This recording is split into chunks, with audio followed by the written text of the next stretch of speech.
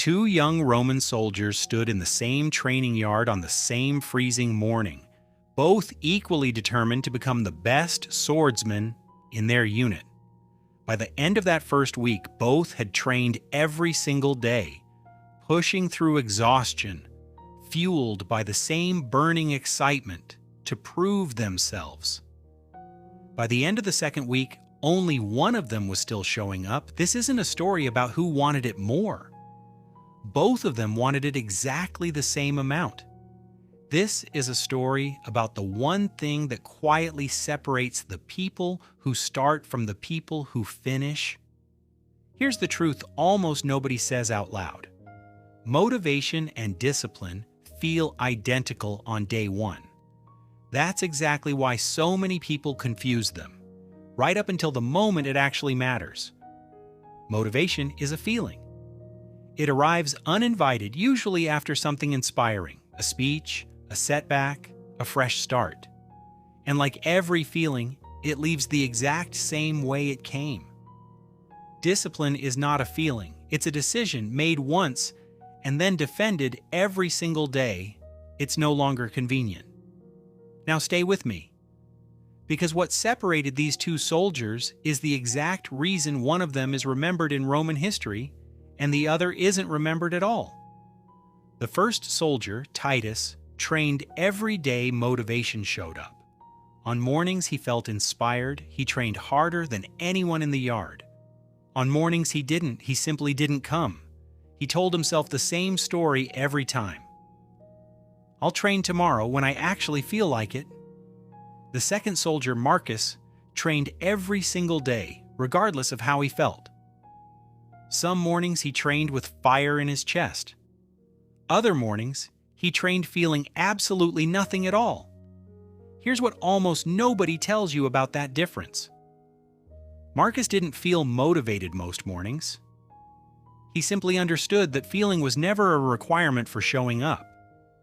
Epictetus taught this exact principle centuries before either soldier was born.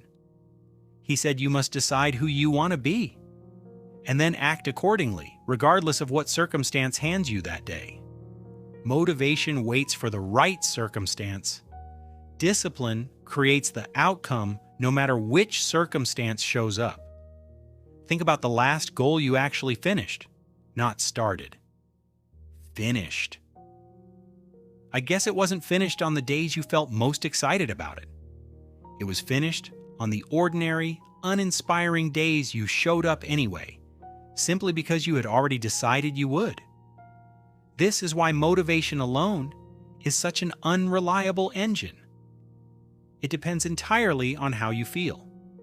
And feelings, by their very nature, were never designed to be consistent.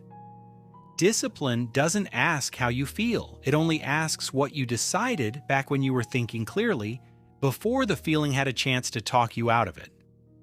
A year later, Marcus stood at the front of his unit, chosen to lead men into one of the empire's most difficult campaigns.